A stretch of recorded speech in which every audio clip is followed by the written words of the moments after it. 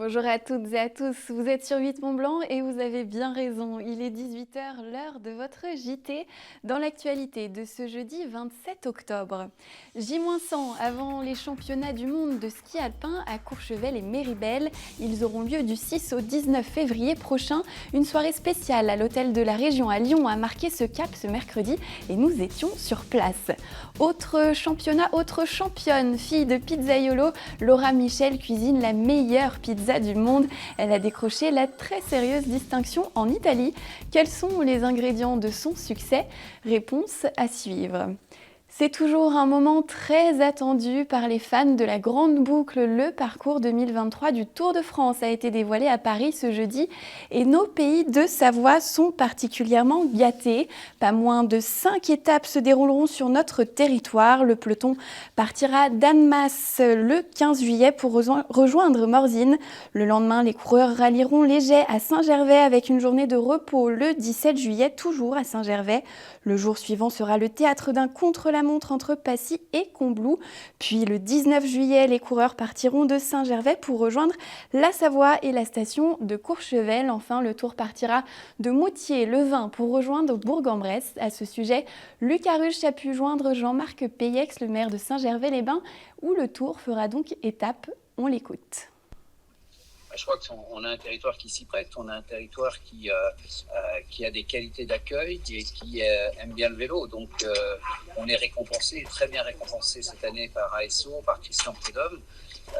La commune de Saint-Gervais est particulièrement mise à l'honneur avec la présence du Tour de France pendant 4 jours. C'est énorme, c'est la première fois. Une étape d'arrivée au Béthai comme en 2016.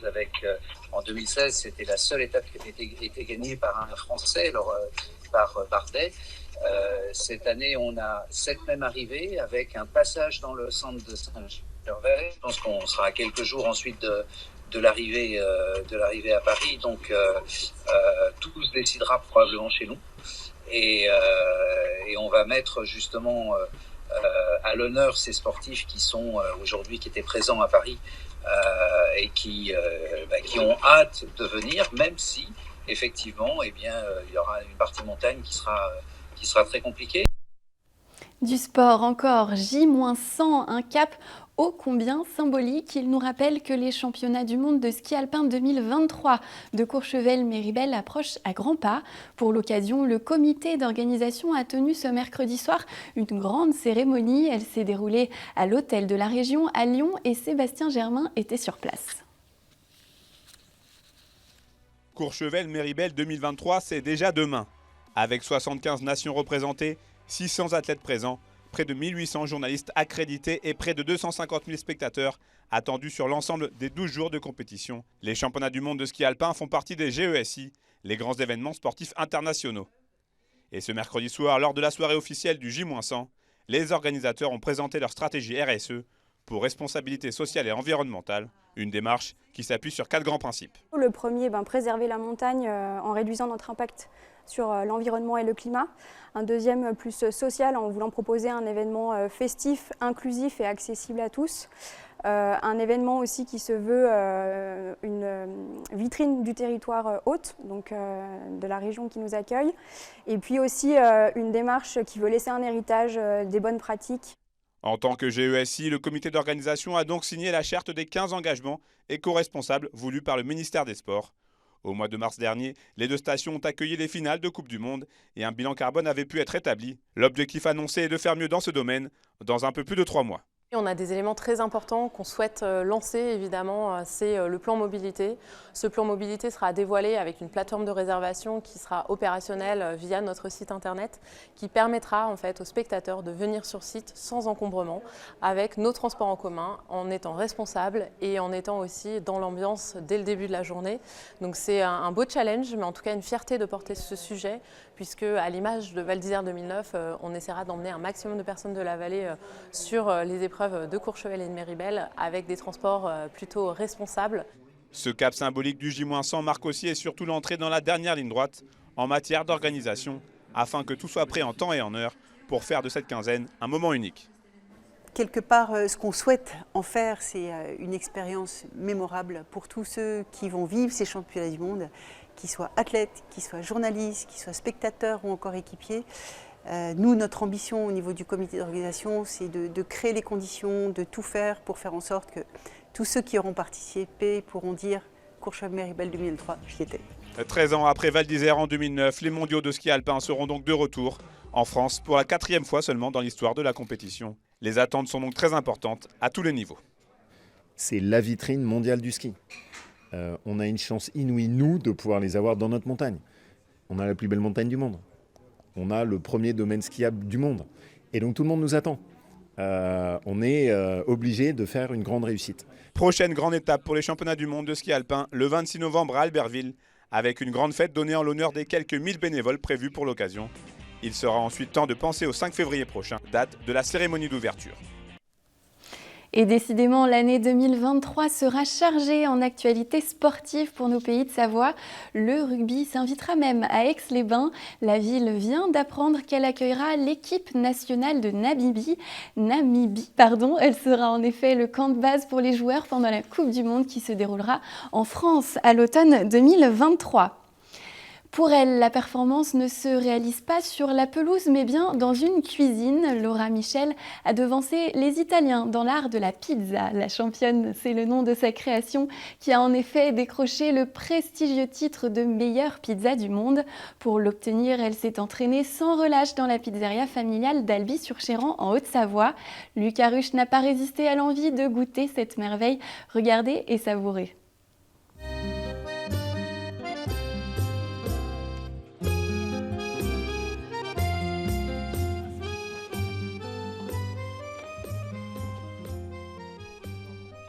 Sous ses airs et ses manières italiennes, Laura Michel est bien française, au Savoyarde plus précisément. Voici la plus jeune championne du monde de pizza. Titrée à Rome il y a 2 semaines, cette pizzaiola de tout juste 20 ans a épaté le jury grâce à une création originale, tout droit sortie de son imaginaire. Pendant toute ma préparation de ma recette, j'ai voulu créer moi-même ma recette. Donc j'ai fait plein d'essais, des échecs comme des réussites. Et ce qui est bon à prendre, il faut tout essayer. Et comme ça, on peut vraiment visualiser ce qui est bon sur la pizza et ce qui n'est pas bon. Et c'est là où il faut avoir un côté assez créatif et vraiment assez ouvert d'esprit pour vraiment pouvoir tester le sucré-salé comme j'ai fait. Ce que certaines personnes ou certains autres pizzaiolos n'oseraient pas. À cause de leur âge aussi, parce qu'eux, ils ont peut-être appris une cuisine un peu plus fermée, un peu plus salée avec salé. Du coup, je pense que ça a joué aussi le fait que j'ai mélangé ce côté, que j'ai cassé les codes un peu. Laura a tout appris aux côtés de son père, pizzaiolo lui aussi depuis plus de 10 ans. Humble, elle ne réalise toujours pas le titre qu'elle vient de remporter. Elle cherchait avant tout à se faire plaisir en confectionnant une pizza à son image. Crème de basilic, mozzarella di bufala, fleur dilatée ici. Elle part au four, sortie du four, tomate cerise, sel noir, burrata et guanciale caramélisée avec le vinaigre de myrtille. Tout fait maison. Et ça, c'est celle que j'ai présentée au jury. Exactement la même, je mets la même disposition à chaque fois. Derrière les fourneaux depuis 12 ans, Alain, le père de Laura, s'est pris de passion pour la pizza à travers les concours. Il a déjà participé à 56 d'entre eux, monté 23 fois sur le podium, mais n'a jamais remporté le titre suprême. C'est donc une immense fierté pour lui de voir sa fille soulever la coupe à sa place. Elle me dit, ouais, papa, faut pas pleurer. Je dis, écoute, faut pas pleurer. Je lui dis, savoure, parce que je sais ce que c'est de monter sur une première marche. Je lui dis, savoure et viens avec papa, on va aller la chercher, la coupe. Et puis après, c'est le branle-bas de combat, c'est les confettis. Elle va avoir une haie d'honneur quand on va retourner dans la salle, tout le monde va l'applaudir. Et on va s'asseoir, on va respirer, on va regarder la coupe. Et puis je vais lui dire, ta vie elle va changer. Parce que tu es championne du monde, tu as 19 ans, tu es la première Française qui gagne un concours en Italie, en plus un championnat du monde. Et évidemment, moi aussi j'ai goûté cette fameuse pizza, et sans grande surprise, elle est excellente. Donc si j'avais un conseil à vous donner, pensez à bien réserver à l'avance pour être sûr d'avoir une table de disponible. Et merci à Lucas Ruche d'avoir donné de sa personne pour ce reportage. Vous le savez, si vous empruntez régulièrement l'autoroute en vallée de l'Arve chaque année depuis 2012, la vitesse autorisée est réduite entre le 1er novembre et le 31 mars. Elle passe de 130 à 110 km/h du col des Vires à Chantrier et de la douane de Valard jusqu'au Fayet. Elle passe aussi de 110 à 90 sur la départementale entre Aïze et Marigné. Ces mesures sont prises dans le cadre du plan de protection de l'atmosphère pour tenter de réduire la pollution. Une dernière information avant de vous quitter, la ville d'Annecy est pour sa part confrontée à un épisode de pollution d'un cours d'eau. De l'essence a été retrouvée dans l'Isernon, dans le quartier de l'Auverchie. Des odeurs ont été senties dans toute la ville ce jeudi. Pas de risque pour la population, mais la faune et la flore sont impactées. Des agents des services de l'eau, du Grand Annecy, l'Office français de la biodiversité et une quinzaine de pompiers sont intervenus. Un barrage filtrant a été mis en place et un camion de pompage est arrivé de Grenoble. Pour l'heure, on ne connaît ni l'origine ni la nature de cette pollution. Et c'est sur cette information que nous nous quittons. Dans un instant, vous retrouvez des nouvelles du ciel avec Thierry Paulme. Place ensuite à l'aparté de la rédac. Nous retrouvons ce soir le président de l'association C'est qu'un jeu qui organise à Culose une grande fête le samedi 5 novembre. Passez une belle soirée sur 8 Mont Blanc. Restez connectés avec nous sur nos réseaux sociaux. Prenez soin de vous et à demain.